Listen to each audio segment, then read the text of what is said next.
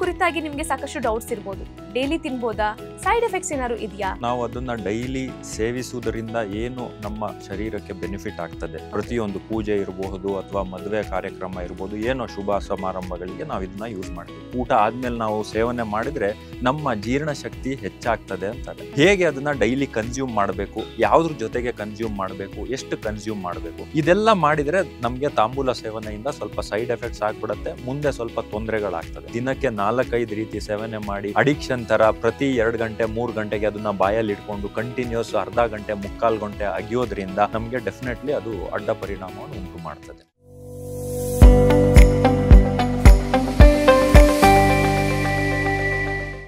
ನಮಸ್ಕಾರ ವೀಕ್ಷಕರೇ, ಡಾಕ್ಟರ್ ಬಾಸ್ಗೆ ಸ್ವಾಗತ. ನಾನು ಅಪೇಕ್ಷಾ ಜೈನ್. ಪ್ರಕೃತಿಯಲ್ಲಿ ನಮಗೆ ಸಾವಿರಾರು ರೀತಿಯ ಮೆಡಿಸಿನಲ್ ಹರ್ಬ್ಸ್ ಸಿಗುತ್ತೆ.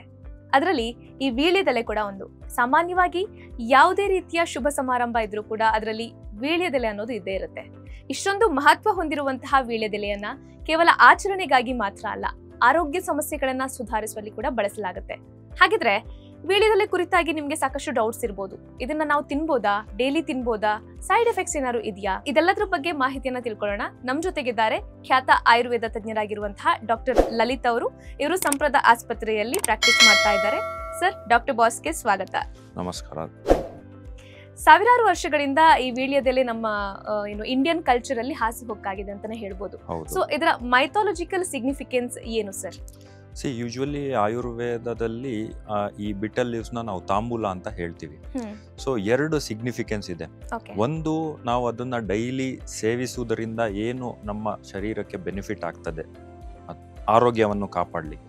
ಎರಡನೇದು ಮೈಥಾಲಜಿಕಲಿ. ಸೊ ನಾನು ಓದಿರೋ ಪ್ರಕಾರ ಈ ಬಿಟಲ್ ಲೀವ್ಸ್ ಅಥವಾ ತಾಂಬೂಲ ನಾವು ಯೂಶುವಲಿ ದೇವರಿಗೆ ಅರ್ಪಿಸ್ತೀವಿ. ತಾಂಬೂಲಂ ಸಮರ್ಪಯಾಮಿ ಅಂತೀವಿ. ಪ್ರತಿಯೊಂದು ಪೂಜೆ ಇರಬಹುದು ಅಥವಾ ಮದುವೆ ಕಾರ್ಯಕ್ರಮ ಇರಬಹುದು, ಏನೋ ಶುಭ ಸಮಾರಂಭಗಳಿಗೆ ನಾವು ಇದನ್ನ ಯೂಸ್ ಮಾಡ್ತೀವಿ. ಸೊ ಯಾಕೆ ಅಂದ್ರೆ, ಒಂದು, ಇದರಲ್ಲಿ ವಶ್ಯ ಪ್ರಾಪರ್ಟಿ ಇರುತ್ತೆ. ಸೊ ವಶೀಕರಣ ಪ್ರಾಪರ್ಟಿ ಇರುತ್ತೆ. ನಾವು ಏನ್ ಅನ್ಕೋತೀವಿ ಅದನ್ನ ಒಂದು ಫುಲ್ಫಿಲ್ ಮಾಡ್ಕೊಳ್ಳುವಂತ ಪ್ರಾಪರ್ಟಿ ಈ ತಾಂಬೂಲದಲ್ಲಿ ಇರುತ್ತೆ. ಎರಡನೇದಾಗಿ ಇದೊಂದು ಪಾಸಿಟಿವ್ ಎನರ್ಜಿಯನ್ನು ಕೊಡ್ತದೆ. ಸೊ ನಾವು ಎಲ್ಲಿ ನಾವು ಅದನ್ನ ಸ್ಥಾಪನೆ ಮಾಡ್ತೀವಿ ಅಥವಾ ಇಟ್ಟಿ ಪೂಜೆ ಪುರಸ್ಕಾರ ಮಾಡ್ತೀವಿ, ಅಲ್ಲಿ ಒಂದು ಪಾಸಿಟಿವ್ ಎನರ್ಜಿನ ನಾವು ಅಟ್ರಾಕ್ಟ್ ಮಾಡ್ತಾ ಇದ್ದೀವಿ. ಸೊ ಮೂರನೇದು, ಅದರಲ್ಲಿ ಪ್ರಾಸ್ಪರಿಟಿ ಇದೆ, ಪ್ಯೂರಿಟಿ ಇದೆ. ಯಾವಾಗಲೂ ನಾವು ತಾಂಬೂಲನ ಡ್ರೈ ಯೂಸ್ ಮಾಡಲ್ಲ, ಫ್ರೆಶ್ ಆಗಿ ಯೂಸ್ ಮಾಡ್ತೀವಿ. ಸೊ ಇದೆಲ್ಲ ಪ್ರಾಪರ್ಟೀಸ್ ಅದಕ್ಕೆ ಮೈಥಾಲಜಿಕಲಿ ತುಂಬಾ ಇಂಪಾರ್ಟೆನ್ಸ್ ಕೊಟ್ಟಿದೆ ತಾಂಬೂಲಕ್ಕೆ. ಸೊ ಹಾಗಾಗಿ ಇದರಲ್ಲಿ ಪಾಸಿಟಿವ್ ಎನರ್ಜಿ ಇದೆ, ವಶ್ಯ ಪ್ರಾಪರ್ಟಿ ಇದೆ, ಪ್ರಾಸ್ಪರಿಟಿ ಇದೆ, ಪ್ಯೂರಿಟಿ ಇದೆ. ಸೊ ಇದೆಲ್ಲ ಪ್ರಾಪರ್ಟೀಸ್ ಇಂದ ನಮ್ಮ ಮನೋಕಾಮನೆಯನ್ನು ನಾವು ಪೂರ್ಣವಾಗಿ ಅಥವಾ ಅದನ್ನ ಫುಲ್ಫಿಲ್ ಮಾಡ್ಕೊಳ್ಳಿಕ್ಕೆ ಈ ತಾಂಬೂಲವನ್ನು ನಾವು ಶುಭ ಸಮಾರಂಭದಲ್ಲಿ ತುಂಬಾ ಯೂಸ್ ಮಾಡ್ತೀವಿ. ಸೊ ಇದೊಂದು ಮೇನ್ ಫ್ಯಾಕ್ಟರ್. ಹಾಗಾಗಿ ನಾವು ತಾಂಬೂಲನ ತುಂಬಾ ಈ ಏನಂತಾರೆ ರಿಚುವಲ್ಸ್ ಅಲ್ಲಿ ಯೂಸ್ ಮಾಡ್ತೀವಿ. ಎಸ್. ಸೊ ಇದಿಷ್ಟು ಮೈಥಾಲಜಿಕಲ್ ಸಿಗ್ನಿಫಿಕೆನ್ಸ್ ಅಂತ ಆದ್ರೆ, ಇನ್ನು ಆಯುರ್ವೇದದಲ್ಲಿ ಯಾವ ರೀತಿ ಪ್ರಾಮುಖ್ಯತೆ ಇದೆ ಈ ವೀಳ್ಯದೆಲೆಗೆ ಅಂತ? ಆಯುರ್ವೇದದಲ್ಲಿ ಎಗೈನ್ ತಾಂಬೂಲನ 2 ರೀತಿ ಎಕ್ಸ್ಪ್ಲೈನ್ ಮಾಡಿದ್ದಾರೆ. ಒಂದು, ತೊಂದರೆಗೆ ಹೇಗೆ ಯೂಸ್ ಮಾಡಬೇಕು ಅಂತ. ಏನಾದರೂ ಬಾಡಿಯಲ್ಲಿ ಸಮಸ್ಯೆ ಇದ್ರೆ ತಾಂಬೂಲ ಯಾವ ರೀತಿಯಲ್ಲಿ ಹೆಲ್ಪ್ ಮಾಡುತ್ತೆ, ಯಾವ ತೊಂದರೆಗೆ ಹೆಲ್ಪ್ ಮಾಡುತ್ತೆ ಅಂತ. ಎರಡನೇದು, ನಮ್ದ್ರಲ್ಲಿ ಆಯುರ್ವೇದದಲ್ಲಿ ದಿನಚರ್ಯ ಋತುಚರ್ಯ ಅಂತ ಎಕ್ಸ್ಪ್ಲೈನ್ ಮಾಡಿದ್ದಾರೆ. ಅದರಲ್ಲಿ ನಾವು ತಾಂಬೂಲ ಸೇವನೆ ಒಂದು ದಿನಚರ್ಯ ಅಂದ್ರೆ ಡೈಲಿ ಕನ್ಸಂಪ್ಷನ್, ಹೇಗೆ ಅದನ್ನ ಡೈಲಿ ಕನ್ಸ್ಯೂಮ್ ಮಾಡಬೇಕು, ಯಾವ್ದ್ರ ಜೊತೆಗೆ ಕನ್ಸ್ಯೂಮ್ ಮಾಡಬೇಕು, ಎಷ್ಟು ಕನ್ಸ್ಯೂಮ್ ಮಾಡಬೇಕು. ಸೊ ತಾಂಬೂಲ ಸೇವನೆ ನಾವು ಹಿತವಾಗಿ ಬಳಸಿದರೆ ಇದು ನಮ್ಮ ಆಯುರ್ವೇದದಲ್ಲಿ ದಿನಚರ್ಯದಲ್ಲಿನೂ ರೆಫರೆನ್ಸ್ ಸಿಗತ್ತೆ. ಅಂದ್ರೆ ನಾವು ಡೈಲಿ ಬಳಸ್ಬೋದು ಅಂತ.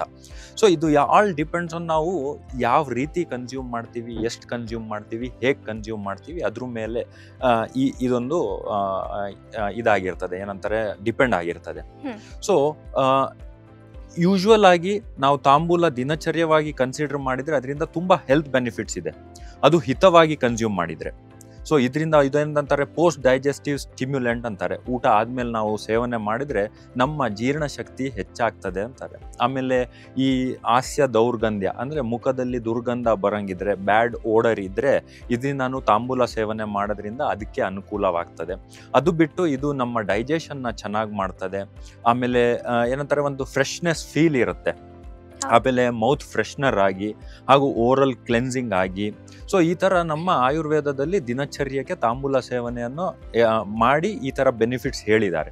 ಸೊ ಇದರಿಂದ ನಮಗೆ ಏನಂತಾರೆ, ಒಂದು ಫ್ರೆಶ್ನೆಸ್ಸು, ಆಮೇಲೆ ಡೈಜೆಸ್ಟಿವ್ ಸ್ಟಿಮ್ಯುಲೆಂಟ್ ಊಟ ಆದ್ಮೇಲೆ ತಗೊಳ್ಳೋದ್ರಿಂದ. ಸೊ ಇದೆಲ್ಲ ತುಂಬಾ ಪ್ರಾಪರ್ಟೀಸ್ ಇದೆ. ಇದರಿಂದ ನಾವು ತಾಂಬೂಲ ಸೇವನೆ ಒಂದು ಹಿತವಾಗಿ ಬಳಸಿದ್ರೆ ಈ ತರ ಎಲ್ಲ ಬೆನಿಫಿಟ್ ಸಿಗತ್ತೆ. ಅದು ಬಿಟ್ಟು ನಾವು ಸಿನ್ಸ್ ಇದು ಉಷ್ಣ ಪ್ರಾಪರ್ಟಿ ಇರೋದ್ರಿಂದ, ಆಯ್ತಾ, ಆಮೇಲೆ ಸ್ವಲ್ಪ ತೀಕ್ಷ್ಣ ಇರೋದ್ರಿಂದ ಇದನ್ನ ನಾವು ಸಾಮಾನ್ಯವಾಗಿ ಕಫಜ ರೋಗ, ಕಫದಿಂದ ಬರುವಂತಹ ರೋಗದಲ್ಲಿ ಈ ತಾಂಬೂಲವನ್ನು ಯೂಸ್ ಮಾಡ್ತೀವಿ. ಎಕ್ಸಾಂಪಲ್ ಅಸ್ತಮ ಇರಬಹುದು, ಕೆಮ್ಮಿರಬಹುದು, ಅಥವಾ ರೆಸ್ಪಿರೇಟರಿ ಅಲರ್ಜಿ ಇರಬಹುದು, ತುಂಬ ಕಫ ಕಟ್ಕೊಳ್ಳೋದು ಇರಬಹುದು, ಅಥವಾ ಪದೇ ಪದೇ ಶೀತ ಕೆಮ್ಮು ನೆಗಡಿ ಇರ್ಬೋದು. ಯಾಕಂದ್ರೆ ಇದರಲ್ಲಿ ತುಂಬ ಉಷ್ಣ ತೀಕ್ಷ್ಣ ಪ್ರಾಪರ್ಟಿ ಇರೋದ್ರಿಂದ ಇದು ಕಫವನ್ನು ಛೇದನೆ ಮಾಡಲಿಕ್ಕೆ ಒಂದು ಒಳ್ಳೆಯ ಔಷಧಿ. ಸೊ ಹಾಗಾಗಿ ಎಲ್ಲಿ ತುಂಬಾ ಕಫ ಕಟ್ಕೊಂಡಿರುತ್ತೆ ಅಥವಾ ಕಫಜ ಕಾಯಿಲೆ ಅಂತೀವಿ, ಅಥವಾ ಕಫ ದೋಷದಿಂದ ಬರುವ ತೊಂದರೆಗೆ ಈ ತಾಂಬೂಲವನ್ನು ನಾವು ಸೇವನೆ ಮಾಡ್ತೀವಿ. ಯೂಶ್ವಲಿ ನಾವು ತಾಂಬೂಲವನ್ನು ಅಗಿಬೋದು, ಅಥವಾ ಅದನ್ನ ನಾವು ಏನಂತಾರೆ ಜ್ಯೂಸ್ ಮಾಡಿಬಿಟ್ಟು ಸ್ವಲ್ಪ ಜೇನುತುಪ್ಪದಲ್ಲಿ ಹಾಕಿ ಕುಡಿಯೋದ್ರಿಂದ ಈ ತರ ತೊಂದರೆಗಳಿಗೆ ಲಾಭವಾಗ್ತದೆ. ಸರ್, ಇನ್ನು ನಾನು ನೋಡಿರೋ ಪ್ರಕಾರ ಈ ಓಲ್ಡ್ ಏಜ್ ಪೀಪಲ್, ಅಜ್ಜ ಅಜ್ಜಿಂದ್ರೆಲ್ಲ ಇಡೀ ದಿನ ಈ ಅಗಿತಾ ಇರ್ತಾರೆ, ಬೀಡ ಅಗಿತಾ ಇರ್ತಾರೆ. ದಿನಕ್ಕೆ 4 ಸಲಾರು ಅವ್ರಿಗೆ ತಿನ್ಲೇಬೇಕು. ನಮ್ಮ ಅಜ್ಜಿನೇ ಹೇಳೋದ್ ಕೇಳಿದೀನಿ, ಹಿಂಗೆ ಕವಳ ಅಂತಾರೆ ನಮ್ ಕಡೆ, ಕವಳ ಹಾಕಿಲ್ಲ ಅಂದ್ರೆ ನಂಗೆ ತಲೆ ನೋಯುತ್ತೆ ಅಂತ. ಸೊ ನಾವು ದಿನಕ್ಕೆ ಎಷ್ಟು ತಿನ್ಬೋದು ಅಂತ ಈ ವೀಳ್ಯದೆಲೆಯನ್ನ? ಯೂಶ್ವಲಿ ಒಂದು ನಾವ್ ಏನಕ್ಕೆ ತಿಂತಿದೀವಿ ಅಂತ ನೋಡ್ಬೇಕು. ನಾವು ಹೆಲ್ತ್ ಬೆನಿಫಿಟ್ಗೋಸ್ಕರ ತಿಂತಿದೀವ ಅಥವಾ ನಾವು ಅಡಿಕ್ಷನ್ ಆಗಿ ತಿಂತಿದೀವ ಅಂತ.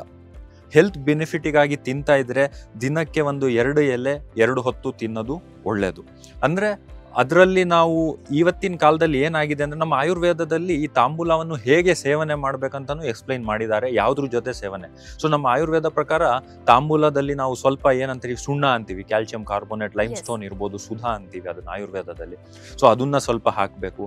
ಜೊತೆಗೆ ಖದೀರ, ಕತ್ತ ಅಂತ ನಾವೇನ್ ಹೇಳ್ತೀವಿ, ಆ ಕೆಂಪು ಕಲರ್ ಒಂದು ಬರುತ್ತೆ, ಅದನ್ನ ಹಾಕ್ತಿವಿ. ಜೊತೆಗೆ ಆರೋಮ್ಯಾಟಿಕ್ ಹರ್ಬ್ಸ್, ಸ್ವಲ್ಪ ಏಲಕ್ಕಿ ಇರ್ಬೋದು, ಲವಂಗ ಇರ್ಬೋದು, ಜಾತಿ ಪತ್ರ ಇರಬಹುದು, ಸ್ವಲ್ಪ ಒಳ್ಳೆ ಪಚ್ಚೆ ಕರ್ಪೂರ ಇರಬಹುದು. ಸೊ ಆಮೇಲೆ ಪೂಗಫಲ ಅಂತೀವಿ, ಅರೆಕಾ ನಟ್, ಇದೆಲ್ಲ ಒಳ್ಳೆ ಸರಿ ಮಾತ್ರದಲ್ಲಿ ಹಾಕಿ ನಾವು ವಿಧಾನವಾಗಿ ತಾಂಬೂಲವನ್ನು ಡೈಲಿ ಸೇವನೆ ಮಾಡಿದರೆ ನಮಗೆ ಹೆಲ್ತ್ ಬೆನಿಫಿಟ್ ಇರುತ್ತೆ. ಅಡಿಕ್ಷನ್ ಆಗಿ ದಿನಕ್ಕೆ 4-5 ಸತಿ ಜೊತೆಗೆ ಟೊಬ್ಯಾಕೊ ಹಾಕ್ಬಿಟ್ಟು ಅದ್ರ ಜೊತೆಗೆ ನಾವು ಮತ್ತೆ ಸ್ಮೋಕಿಂಗ್ ಮಾಡೋದು, ಆಲ್ಕೋಹಾಲ್ ತಗೊಳ್ಳೋದು, ಆಮೇಲೆ ಬೇರೆ ಅಡಿಟಿವ್ಸ್ ಹಾಕೋದು, ಇದೆಲ್ಲ ಮಾಡಿದ್ರೆ ನಮ್ಗೆ ತಾಂಬೂಲ ಸೇವನೆಯಿಂದ ಸ್ವಲ್ಪ ಸೈಡ್ ಎಫೆಕ್ಟ್ಸ್ ಆಗ್ಬಿಡತ್ತೆ, ಮುಂದೆ ಸ್ವಲ್ಪ ತೊಂದರೆಗಳಾಗ್ತದೆ. ಸೊ ಆಯುರ್ವೇದದಲ್ಲಿ ಹೆಲ್ತ್ ಬೆನಿಫಿಟ್ಗೆ ಅನುಸಾರವಾಗಿ ನಾವು ಎಷ್ಟು ಸೇವನೆ ಮಾಡಬೇಕು, ಯಾವುದ್ರ ಜೊತೆ ಸೇವನೆ ಮಾಡಬೇಕು, ಹೇಗೆ ಸೇವನೆ ಮಾಡಬೇಕು, ಇದನ್ನ ಗಮನದಲ್ಲಿ ಇಟ್ಟುಕೊಂಡು ನಾವು ತಾಂಬೂಲವನ್ನು ಸೇವನೆ ಮಾಡಿದರೆ ದಿನನಿತ್ಯನೂ ಸೇವನೆ ಮಾಡ್ಬೋದು. ಬಟ್ ಇದೆಲ್ಲ ಗಮನದಲ್ಲಿ ಇಟ್ಕೋಬೇಕಾಗತ್ತೆ. ಮಾಡಿದರೆ ನಮಗೆ ಒಳ್ಳೆ ಹೆಲ್ತ್ ಬೆನಿಫಿಟ್ ಇರುತ್ತೆ. ಆಮೇಲೆ ನಾವು ಏನಕ್ಕೆ, ಯಾವ ಇಂಟೆನ್ಷನ್ಗೆ ನಾವು ತಾಂಬೂಲ ಸೇವನೆ ಮಾಡ್ತಾ ಇದ್ದೀವಿ ಅದು ನಮಗೆ ಅನುಕೂಲವಾಗ್ತದೆ, ಬಾಡಿಗೆ ಯಾವುದೇ ರೀತಿಯ ಸೈಡ್ ಎಫೆಕ್ಟ್ಸ್ ಮಾಡ್ದಲೆ. ಬಟ್ ನಾವು ಅದರಲ್ಲಿ ತುಂಬ ಏನಂತಾರೆ ಟೊಬ್ಯಾಕೊ ಹಾಕಿ, ಆಮೇಲೆ ಬೇರೆ ಅಡಿಟಿವ್ಸ್ ಹಾಕಿ, ಹೊಗೆ ಸೊಪ್ಪೆಲ್ಲ ಹಾಕಿ ಅದನ್ನ ಸೇವನೆ ಮಾಡಿ ದಿನಕ್ಕೆ 4-5 ರೀತಿ ಸೇವನೆ ಮಾಡಿ ಅಡಿಕ್ಷನ್ ಥರ ಪ್ರತಿ 2 ಗಂಟೆ 3 ಗಂಟೆಗೆ ಅದನ್ನ ಬಾಯಲ್ಲಿ ಇಟ್ಕೊಂಡು ಕಂಟಿನ್ಯೂಸ್ ಅರ್ಧ ಗಂಟೆ 3/4 ಗಂಟೆ ಅಗಿಯೋದ್ರಿಂದ, ವರ್ಷಗಟ್ಟಲೆ ತಾಂಬೂಲ ಅಗಿಯೋದ್ರಿಂದ ನಮಗೆ ಡೆಫಿನೆಟ್ಲಿ ಅದು ಅಡ್ಡ ಪರಿಣಾಮವನ್ನು ಉಂಟು ಮಾಡ್ತದೆ. ಇವನ್ ಹಲ್ಲುಗಳಿಗೂ ಒಳ್ಳೇದಲ್ಲ ಅನ್ಸುತ್ತೆ. ಹಲ್ಲುಗಳಿಗೂ ಒಳ್ಳೇದಲ್ಲ. ಆಮೇಲೆ ಅದರಿಂದ ಪಿತ್ತ ಜಾಸ್ತಿ ಆಗ್ತದೆ. ಕೆಲವೊಮ್ಮೆ ತುಂಬಾ ಅಗದಿ ಸೇವನೆ ಮಾಡೋದ್ರಿಂದ ಡಿಹೈಡ್ರೇಷನ್ ತರ ಆಗ್ತದೆ. ಆಮೇಲೆ ಈ ನಮ್ಮ ಏನಂತಾರೆ ಊರ್ಧ್ವ ಜತೃಗತ, ನಮ್ಮ ಏನಂತಾರೆ ಈ ಶೋಲ್ಡರ್ ಎಬೋ ಅಂದ್ರೆ ಕಣ್ಣಿನ ತೊಂದರೆ ಇರಬಹುದು, ಕಿವಿ ತೊಂದರೆ ಇರಬಹುದು, ತಲೆನೋವು ಇರಬಹುದು, ಇದೆಲ್ಲ ಸ್ಟಾರ್ಟ್ ಆಗ್ತದೆ. ಬಾಯಲ್ಲಿ ಅಲ್ಸರ್ ಆಗ್ತದೆ, ಯಾಕಂದ್ರೆ ಪಿತ್ತ ರಕ್ತ ಪ್ರಕೋಪ ಆಗ್ತದೆ. ಸೊ ಪಿತ್ತ ಮತ್ತು ರಕ್ತದಿಂದ ಬರುವ ಕಾಯಿಲೆಯನ್ನ ನಾವು ಫೇಸ್ ಮಾಡಬೇಕಾಗತ್ತೆ.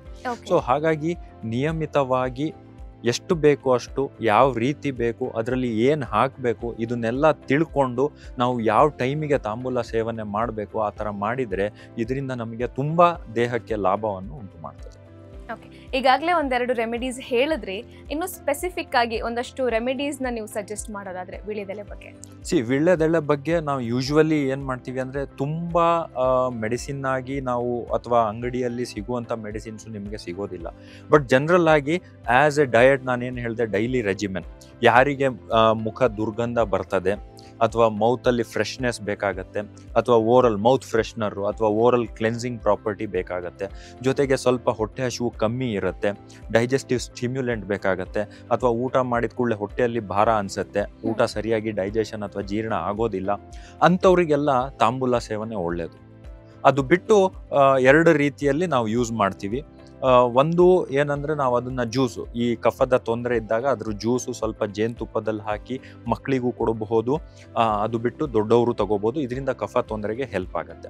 ಅದು ಬಿಟ್ಟು ತುಂಬಾ ಏನಂತಾರೆ, ಇದು ರೆಫರೆನ್ಸ್ ಯೂಶುವಲಿ ಕಮ್ಮಿ ಸಿಗುತ್ತೆ. ಅದು ಬಿಟ್ಟು ಈ ಮಕ್ಕಳಿಗೆಲ್ಲ ಅಸ್ತಮ ಕಾಯಿಲೆ ಇದ್ರೆ ನಾವು ಇಲ್ಲಿ ಒಳ್ಳೆ ಏನಂತಾರೆ, ಸ್ವಲ್ಪ ಒಳ್ಳೆ ತಿಲ ತೈಲ ಅಥವಾ ಎಳ್ಳೆಣ್ಣೆ ತಗೊಂಡ್ಬಿಟ್ಟು ಅದರಲ್ಲಿ ಸ್ವಲ್ಪ ಉಪ್ಪು ಹಾಕ್ಬಿಟ್ಟು ಈ ಚೆಸ್ಟಿಗೆ ನಾವು ಆ ಆಯಿಲ್ ಅನ್ನ ಹಚ್ಬಿಟ್ಟು ವಿಳ್ಳೆಯಲ್ಲೇ ಬಿಸಿ ಮಾಡಿ ಅದನ್ನ ಇಲ್ಲಿ ಸೇಕ ಕೊಡೋದ್ರಿಂದ ಕಫ ಕರಗುತ್ತೆ ಅಂತ ಹೇಳ್ತಾರೆ. ತುಂಬಾ ಪೇಷಂಟ್ಸಿಗೆ ನಾವು ಟ್ರೈ ಮಾಡಿದೀವಿ, ಮಕ್ಕಳಲ್ಲಿ ಕಮ್ಮಿ ಆಗಿದೆ. ಇದರಿಗೆ ಸ್ವಲ್ಪ ಅಸ್ತಮದಿಂದ ಇಮಿಡಿಯೇಟ್ ಆಗಿ ರಿಲೀಫ್ ಸಿಗುತ್ತೆ, ಯಾಕಂದ್ರೆ ಇದರಲ್ಲಿ ಉಷ್ಣ ಪ್ರಾಪರ್ಟಿ ಇರುತ್ತೆ, ತೀಕ್ಷ್ಣ ಪ್ರಾಪರ್ಟಿ ಇರುತ್ತೆ. ಹಾಗಾಗಿ ಕಫವನ್ನು ಈಸಿಯಾಗಿ ಅದನ್ನ ಪೆನೆಟ್ರೇಟ್ ಮಾಡಿ ಲಿಕ್ವಿಫೈ ಮಾಡ್ತದೆ. ಸೊ ಹಾಗಾಗಿ ಮಕ್ಕಳಲ್ಲಿ ಯಾರಾದ್ರೂ ಸಣ್ಣ ಮಕ್ಕಳಲ್ಲಿ ಅಸ್ತಮ ಇದ್ರೆ ತುಂಬಾ ಇಂಟರ್ನಲ್ ಮೆಡಿಸಿನ್ಸ್ ಕೊಡೋದಕ್ಕಿಂತ ಸ್ವಲ್ಪ ಒಳ್ಳೆ ಎಳ್ಳೆಣ್ಣೆ ತಗೊಂಡು ಸ್ವಲ್ಪ ಅದರಲ್ಲಿ ಯಾವ್ದಾದ್ರು ಸೈಂಧವ ಲವಣ ಆ ಥರ ಹಾಕ್ಬಿಟ್ಟು ಎಣ್ಣೆಯನ್ನ ಇಲ್ಲಿ ಹಚ್ಚಿ ಸ್ವಲ್ಪ ಈ ತಾಂಬೂಲದಿಂದ ಸೇಕ ಕೊಡೋದ್ರಿಂದ ನಮ್ಮ ಕಫಕ್ಕೆ ಅಥವಾ ಅಸ್ತಮ ತೊಂದರೆಗೆ ಸ್ವಲ್ಪ ರಿಲೀಫ್ ಮಾಡ್ತದೆ. ಇನ್ನು ವೀಳ್ಯದೆಲೆ ಸೇವನೆಯಿಂದ ಕಾಂಟ್ರಾ ಇಂಡಿಕೇಶನ್ಸ್ ಅಥವಾ ಸೈಡ್ ಎಫೆಕ್ಟ್ಸ್ ಏನಾದ್ರು ಆಗುವಂತ ಚಾನ್ಸಸ್ ಇದೆಯಾ ಅಂತ? ಹೌದು, ಯೂಶುವಲಿ ನಾನು ಹೇಳ್ದ ಹಾಗೆ ಒಂದು ಇವತ್ತಿನ ಕಾಲದಲ್ಲಿ ಏನಾಗಿದೆ ಅಂದರೆ, ವೀಳ್ಯದೆಲೆ ಯೂಶುವಲಿ ನಾವು ಒಂದು ಶೋಕಿ ಅಥವಾ ಒಂದು ಚಟ ಥರ ಆಗ್ಬಿಟ್ಟಿದೆ, ಅಡಿಕ್ಷನ್ ಥರ. ಹಾಗಾಗಿ ತುಂಬ ಜನರಿಗೆ ಕಂಟಿನ್ಯೂ ವರ್ಷಗಟ್ಟಲೆ ಇದು ಬೆಳಗಿಂದ ಸಂಜೆ ತನಕ ಬಾಯಲ್ಲಿ ವಿಳ್ಳೆ ಎಲೆ ಹಿಡ್ಕೊಂಡು ಅದ್ರ ಜೊತೆಗೆ ಈ ಥರ ಅಡಿಟಿವ್ಸ್ ಎಲ್ಲ ಹಾಕ್ಕೊಂಡ್ರೆ ತುಂಬ ಸೈಡ್ ಎಫೆಕ್ಟ್ಸ್ ಆಗ್ತಾ ಇದೆ. ಎಲ್ಲಿ ತನಕ ಸೈಡ್ ಎಫೆಕ್ಟ್ಸ್ ಆಗ್ತಾ ಇದೆ ಅಂದರೆ, ಕೆಲವರಿಗೆ ಬಾಯಲ್ಲಿ ಪದೇ ಪದೇ ಅಲ್ಸರ್ ಆಗೋದು ಅಥವಾ ಬಾಯಿನಲ್ಲಿ ಬ್ಲೀಡಿಂಗ್ ಆಗೋದು, ಅದ್ರ ಜೊತೆಗೆ ಬಾಯಿ ಓಪನ್ ಮಾಡಕ್ ಆಗ್ದಲೇ ಇರೋ ಥರ ಸಮಸ್ಯೆ ಆಗೋದು, ಅದೆಲ್ಲ ಆಮೇಲೆ ಸ್ಮಾಲ್ ಹುಣ್ ಥರ ಆಗ್ತದೆ, ಅದು ಹೀಲ್ ಆಗೋದಿಲ್ಲ ಯೂಶುವಲಿ. ಸೊ ಅದು ಹೀಲ್ ಆಗದಲ್ಲೇ ಇದ್ದು ನಾವು ರಿಪೀಟೆಡ್ ಆಗಿ ಈ ಥರ ಮಿಸ್ಟೇಕ್ ಮಾಡ್ತಾ ಇದ್ದೀವಿ ಅಂದರೆ ಅದು ಓರಲ್ ಕ್ಯಾನ್ಸರ್ ಆಗಿನೂ ಕನ್ವರ್ಟ್ ಆಗ್ತದೆ. ಹಾಗಾಗಿ ನಾನು ವೀಕ್ಷಕರಲ್ಲಿ ಏನು ಹೇಳಲಿಕ್ಕೆ ಇಷ್ಟಪಡ್ತೀನಿ ಅಂದರೆ, ಹೆಲ್ತಿಗೆ ತುಂಬ ಬೆನಿಫಿಟ್ ಇದೆ, ಪ್ರೊವೈಡೆಡ್ ಅದನ್ನ ನಾವು ಹಿತವಾಗಿ ಬಳಸುವುದರಿಂದ. ಸೊ 2-3 ಥಿಂಗ್ಸ್ ನಾವು ಅದನ್ನ ಜ್ಞಾಪಕದಲ್ಲಿ ಇಟ್ಕೋಬೇಕಾಗತ್ತೆ ತಾಂಬೂಲ ಸೇವನೆ ಮಾಡಬೇಕಾದ್ರೆ. ಒಂದು, ಎಷ್ಟು ಎಲೆ ಹಾಕಬೇಕು ಅಷ್ಟೇ ಎಲೆ ಬಳಸಬೇಕು, ಜಾಸ್ತಿ ಯೂಸ್ ಮಾಡಬಾರ್ದು. 2ನೇದು, ಅದರಲ್ಲಿ ಏನು ಆ್ಯಡ್ ಮಾಡ್ತೀವಿ ಅದು ನಮ್ಮ ಹೆಲ್ತ್ ಬೆನಿಫಿಟಿಗೆ ನಮಗೆ ಲಾಭ ಮಾಡ್ತದೆ. ಸೊ ಅದರಲ್ಲಿ ಈ ಅಡಿಟಿವ್ಸ್ ಎಲ್ಲ ತೆಗೆದು ಹಾಕಿ ನಾನು ಹೇಳ್ದಂಗೆ ಆರೋಮ್ಯಾಟಿಕ್ ಸ್ವಲ್ಪ ಏಲಕ್ಕಿ, ಸ್ವಲ್ಪ ಲವಂಗ, ಆಮೇಲೆ ಸ್ವಲ್ಪ ಸುಣ್ಣ, ಸ್ವಲ್ಪ ಕತ್ತ ಇರ್ಬೋದು ಅಥವಾ ಜಾತಿ ಪತ್ರ ಇರ್ಬೋದು. ಸೊ ಇದನ್ನೆಲ್ಲ ನಾವು ಹಾಕಿ ತಗೊಳ್ಳೋದ್ರಿಂದ ನಮ್ಮ ಹೆಲ್ತಿಗೆ ಓವರ್ ಆಲ್ ಬೆನಿಫಿಟ್ ಸಿಗ್ತದೆ. ಅದು ಬಿಟ್ಟು ಜೊತೆಗೆ ನಾವು ಇದನ್ನ ಒಂದು ಶೋಕಿ ಥರ ಯೂಸ್ ಮಾಡಬಾರ್ದು. ಇದನ್ನ ನಾವು ನಮ್ಮ ಆರೋಗ್ಯವನ್ನು ಕಾಪಾಡಲಿಕ್ಕೆ ಯೂಸ್ ಮಾಡಬೇಕು, ನಾವು ಆರೋಗ್ಯವನ್ನು ಹಾಳು ಮಾಡ್ಕೊಳ್ಳಿಕ್ಕೆ ಯೂಸ್ ಮಾಡಬಾರ್ದು. ವೀಳ್ಯದೆಲೆ ಕುರಿತಾಗಿ ಸಾಕಷ್ಟು ಮಾಹಿತಿಯನ್ನು ತಿಳಿಸಿಕೊಟ್ರಿ ಸರ್, ಧನ್ಯವಾದ. Thank you. ಲೇಟೆಸ್ಟ್ ಹಾಗೂ ಇಂಟ್ರೆಸ್ಟಿಂಗ್ ಸುದ್ದಿಗಳಿಗಾಗಿ ಬಾಸ್ ಟಿವಿ ಕನ್ನಡ ಚಾನೆಲ್ನ ಸಬ್ಸ್ಕ್ರೈಬ್ ಮಾಡಿ, ಹಾಗೆಯೇ ಬೆಲ್ ಐಕಾನ್ ಪ್ರೆಸ್ ಮಾಡಿ. ಇದರ ಜೊತೆಗೆ ಫೇಸ್ಬುಕ್, ಇನ್ಸ್ಟಾಗ್ರಾಮ್, ಎಕ್ಸ್ ನಲ್ಲೂ ಮಿಸ್ ಮಾಡದೆ ಫಾಲೋ ಮಾಡಿ.